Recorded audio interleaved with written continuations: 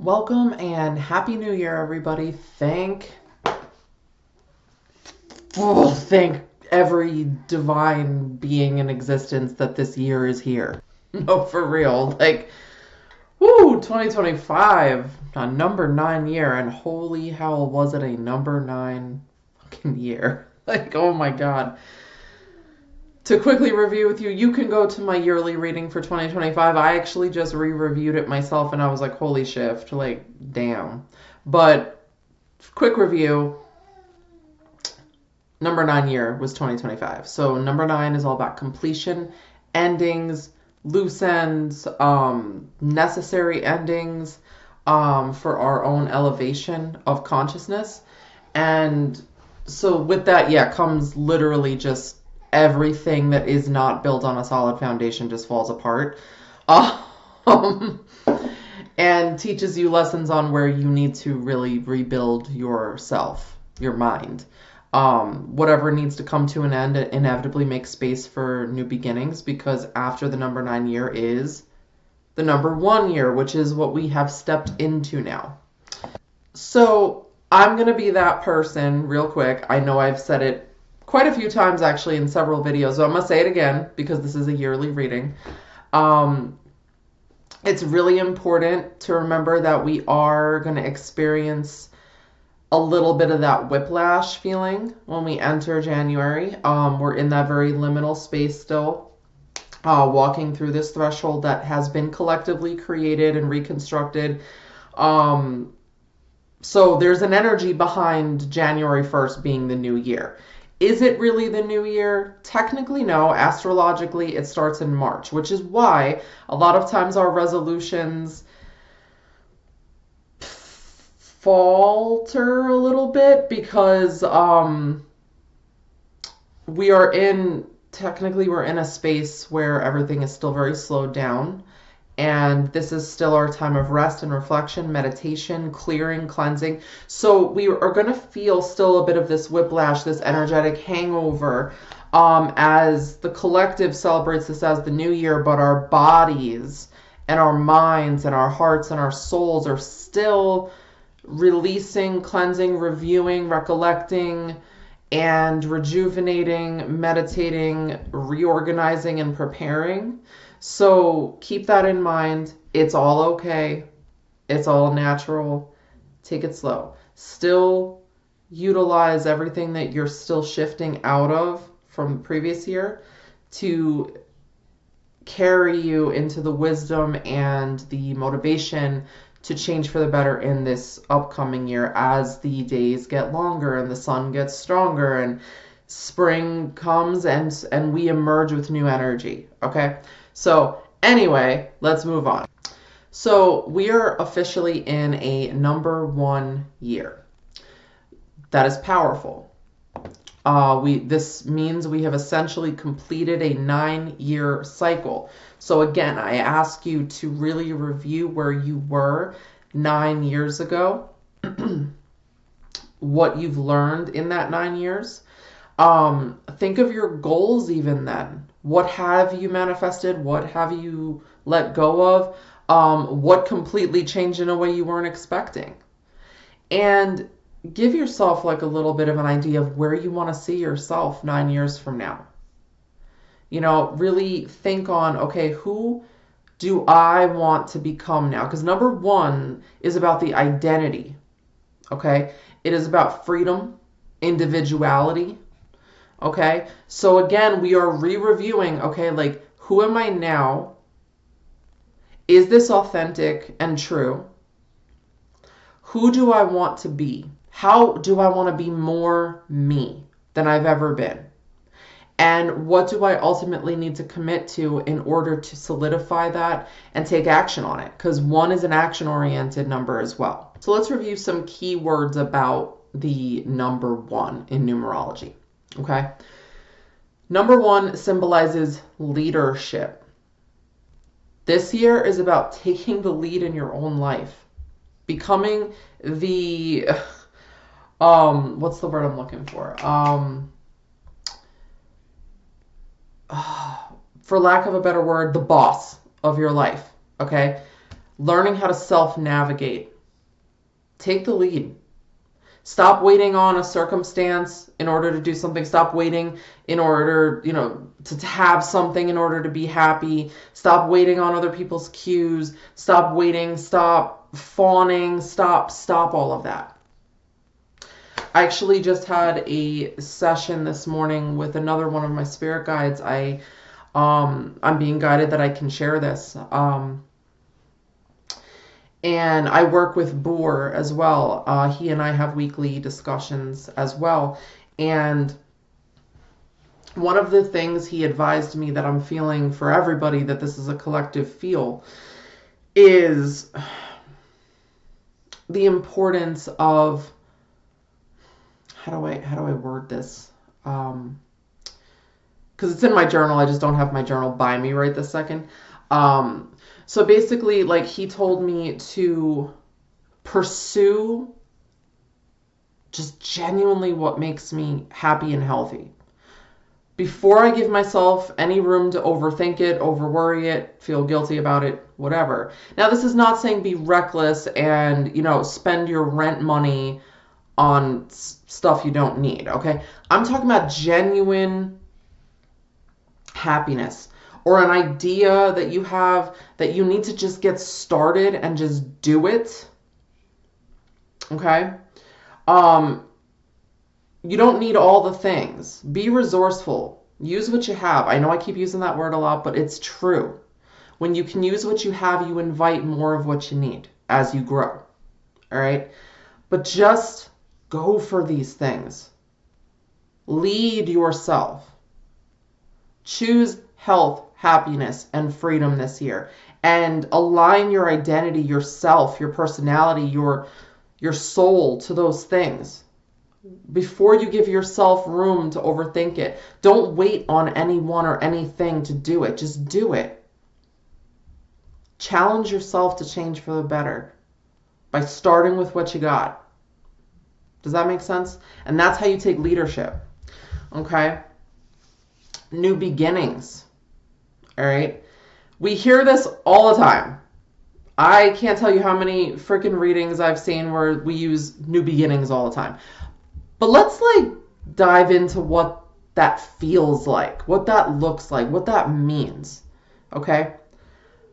A new beginning, it's like a birth. Okay? So this year is challenging you to not only be the leader, but be the parent that fosters the growth of yourself, your projects, your life. Okay? This is going to be a year that, you challenge those old beliefs and you figure out what yours are and you apply them to your life to really grow yourself and your projects and your goals into healthy alignment. Okay? New beginnings are challenging because they are inevitably coming against all the old patterns, right? And yes, we have let go of a lot in 2025, but there's still, like I said, like a whiplashy kind of feeling that comes with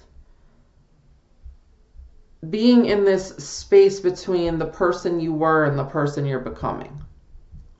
So new beginnings sound, right off the bat, they sound really wonderful, and they are. Okay, don't get me wrong, they are. But it's going to feel a little weird for a while. So I say all this to let you know, don't be taken out of your sense of leadership and your sense of authority over your life just because it feels a little weird. The newness of everything, your mindset, your ideas, your plans, your goals, your visions, just because it feels a little weird, it's because you haven't been there before. It's because you haven't chosen this fully before. Now we are choosing it. We're choosing us, ourselves, our truth, more fully and deeply now than ever. And that's going to change us in so many ways for the better. It's going to make us healthier, happier, more free. And it's going to feel a little weird. But don't let the weirdness throw you off or make you feel like you're failing or make you feel like it's not right. It is. It's just that you are quite literally parenting this newness, this new feeling of finally choosing, you fill in the blank, and actually going with it and committing to it. Okay? Taking, leadership of your own life when you've been used to taking the passenger seat, the back seat, the sidelines even, or waiting on other people to choose for you, or constantly reading the room to feel comfortable. Rather than doing that, now you're just like, I'm just going in whether I feel comfortable or not, because I know I'm going to feel better from doing this. That's going to feel weird for a little bit. Does that make sense? I hope that makes sense. That being said, number 1 is all about taking the initiative. Okay? Initiate. What does that mean? Ooh, that even as I say that, I hear like initiation, like a sacred initiation. Okay? So let's look up the word initiative.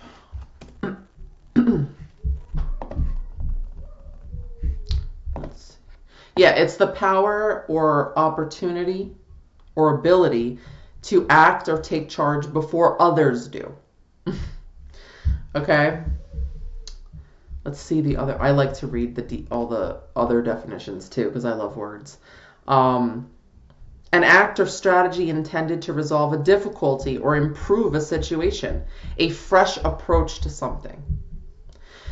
We are being initiated into a space and a place and a being that takes charge before others take charge. Like I said, we're not waiting on other circumstances or things to make us happy. We are choosing it now, and we are taking the chances, and we are making the moves now instead of waiting. Because the more you wait, the less it's going to happen. Let's be real. Okay? When we are constantly just saying, oh, let me wait till I have this. Let me wait until I'm here first. Let me wait until so-and-so says what. Let me wait until this falls through. Like, when you are constantly waiting, you are waiting, as in you are adding weight, and it is weighing you down and keeping you stuck. Just start where you are. Initiate. We are being initiated into a place and a person and a space and a mindset that is strategic and is doing all these things, taking all these actions in order to resolve difficulties we've been dealing with the last 9 years. Okay? Possibly the whole 9-year cycle. Like things that have kept us stuck long enough that we are done with. We parted with that shit. Okay? And ultimately this improves our situation, our positioning, our mindset, our heart space, our relationships, our approaches and our reactions and our perspectives, and it creates, like I said, that fresh approach, something new, instead of doing things the way they've always been done. Sometimes the way things always have been done aren't working, and we know that now. Okay? And that's the initiation. We are being initiated into this place and this person that takes the new perspective. Because when we take the new perspective, we become renewed. We revive and we recover the person we really are and we're born to be. So I hope that portion makes sense. And if you have any questions, comments, concerns, feedback about the number 1 aspect of this year, I'd love to hear from you in the comments below. But now we are going to get to the cards, the archetypal energy that is surrounding us as a collective and inspiring us as a collective. Now, if you want a personal year reading, that's different. This is for the collective. This is the collective energy that we are all stepping into in accordance with that number 1 year. What I do is I take the number 1 year and I align it to the major arcana card or cards that correspond to that number 1 energy. And that tells me the overall energy we're stepping into. And I give the guidance from the tarot from that perspective. However, if you would like a personal year reading for yourself to see how your life path number, your personal year number, and the year number of this year all align for your path personally, you can order that reading. It's a $25 emailed reading report. If that interests you, email me at jpspiritualfitness@gmail.com and we can set something up where I can have that report sent to you. It typically takes me about 2 days to send. So that's a whole different ballpark. Again, this is just a collective overall archetypal energy we're all stepping into, and it's going to challenge us all differently based on our life path numbers, our personal year numbers for 2026, and so on. So if you'd like to dive more deeply into that personally, we can work on that. I can send you a report on that. So again, email me at jpspiritualfitness@gmail.com to order that reading. And let's get to the cards for the year. So I will be reading from the Heaven and Earth Tarot. Love this deck. Okay, so our cards that align with 2026 are the Magician. The Magician is our dominating energy for the year. I hope you can see it. It's such a beautiful card. There we go. That's better.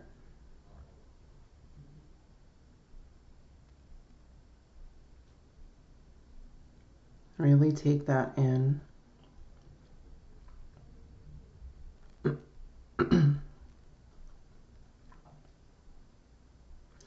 And really look behind him in this card.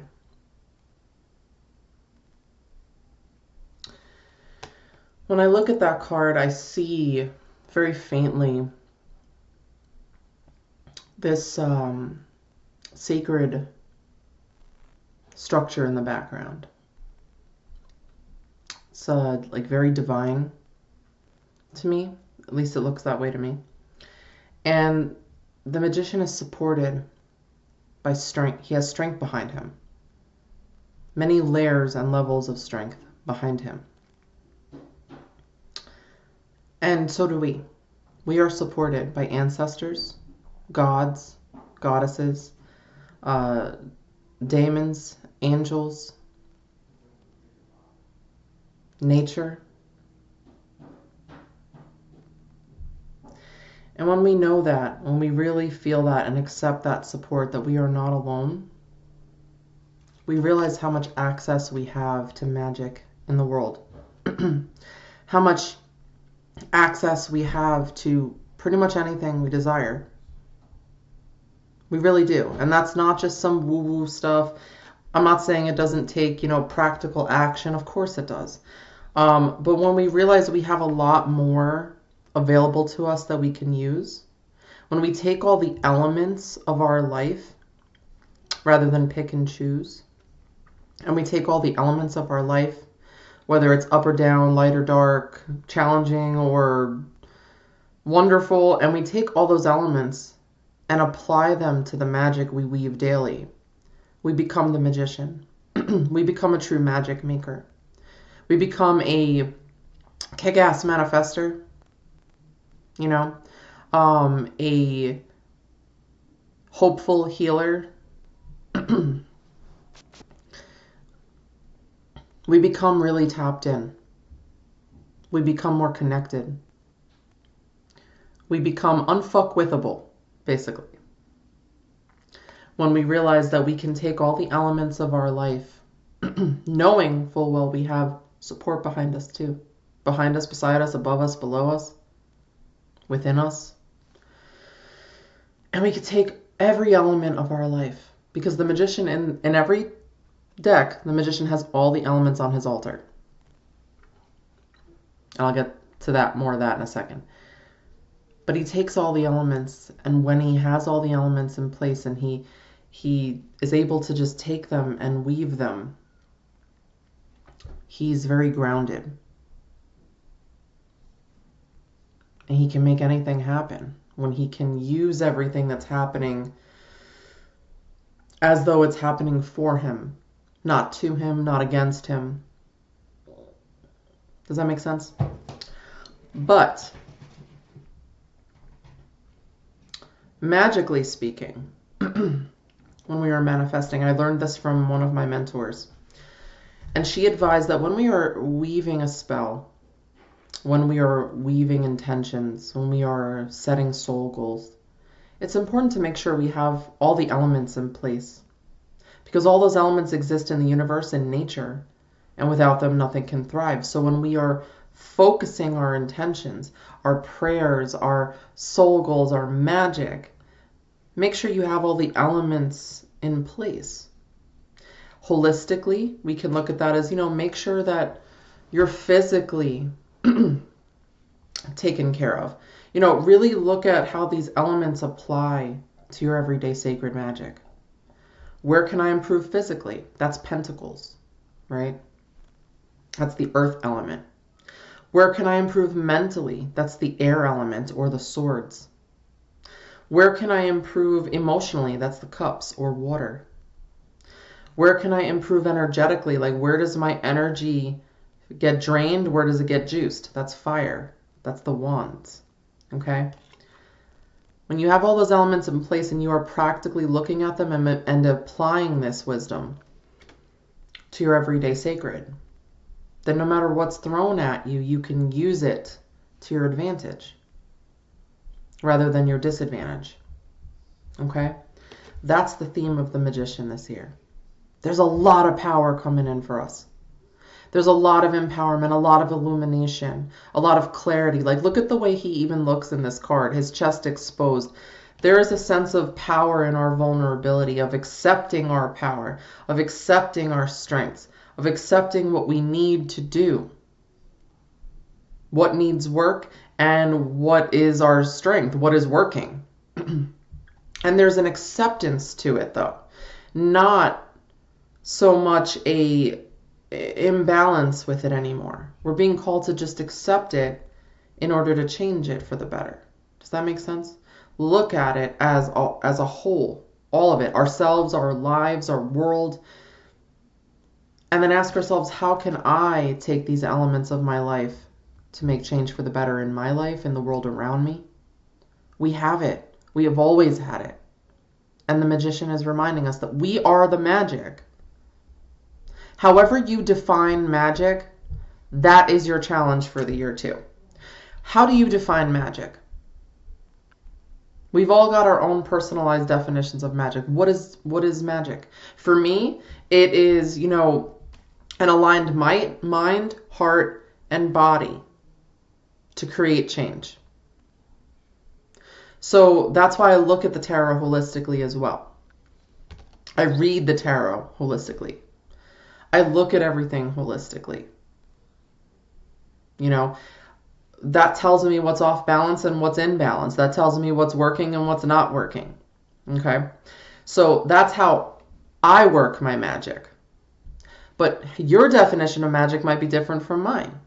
And whatever that definition is, I want you to write it down, whether it's on a vision board, in a notebook, as a daily reminder you set on your phone, you write it on your calendar, whatever. Okay? Whatever your definition of magic is, that is what the Magician is challenging you to step into and is reminding you that you have had all along within you. Okay? Now, the secondary card, the supportive energy of this dominating energy is, drum roll, the Wheel of Fortune. Okay? I love the way that Wheel of Fortune is depicted in this deck. Like, holy schnit. I love that.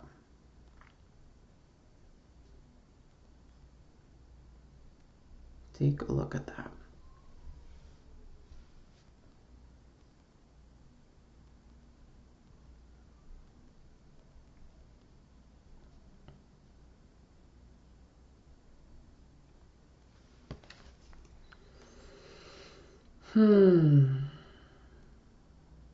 There's a lot in this one.